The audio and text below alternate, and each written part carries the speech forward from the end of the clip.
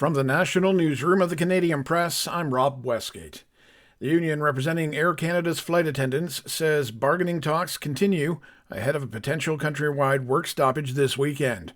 However, Wesley Lasowski, president of CUPE's Air Canada component, says the airline's latest offer doesn't do much for the workers financially. Instead, he says the 8% offer wouldn't even lift the workers above the poverty level. Lasowski says the union is ready and willing to keep negotiating to find the right deal. On the political front now, a panel collecting public feedback on Alberta's grievances with the federal government struggled to keep an emotionally charged crowd on topic at its third summer town hall. The third meeting of the Alberta Next panel saw around 750 people meet in West Edmonton.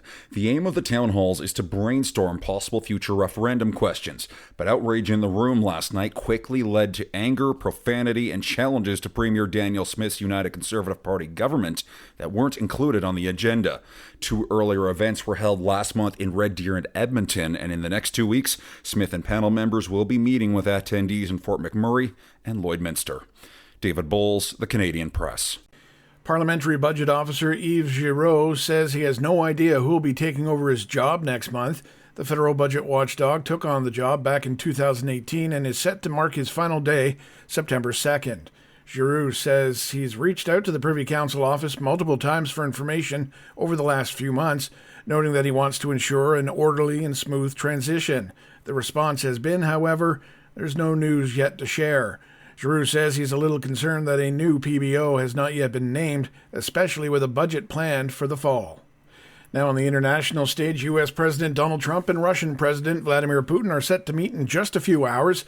It's expected they'll be discussing terms for ending Russia's invasion of Ukraine, as well as nuclear arms control and trade agreements. Heading into the meeting, Trump expressing confidence that he can convince Putin to end the war. I think that President Putin would like to see a deal. I think if I weren't president, he would take over all of Ukraine. But I am president, and he's not going to mess around with me. Still, Trump admitted yesterday he thinks there's a 25% chance they'll leave the summit with no deal.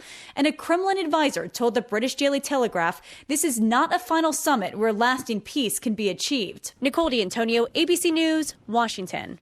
And finally, one town in New Jersey is putting parents on notice. They could now face jail time for their kids' unruly behavior.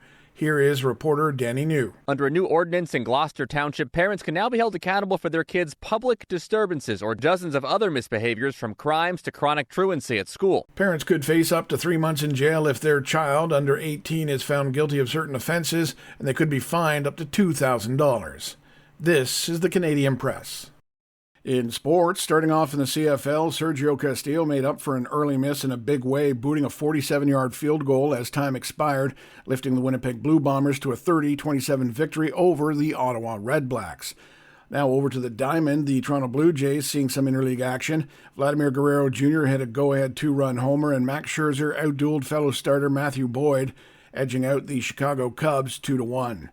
Montreal's Felix Auger-Aliassime has been bounced from the Cincinnati Open. World number 1 Yannick Sinner of Italy beat Auger-Aliassime 6-love, 6-2 in the men's singles quarterfinals. Over the NFL, Justin Herbert is set to play in a preseason game for the first time in his career when the Los Angeles Chargers visit the Rams Saturday. And in NBA news, the Los Angeles Lakers will unveil a statue of former coach Pat Riley this February as a Hall of Famer joins the likes of former team greats Kareem Abdul-Jabbar, Magic Johnson, and Kobe Bryant in bronze outside their downtown arena. From the Canadian Press, I'm Rob Westgate.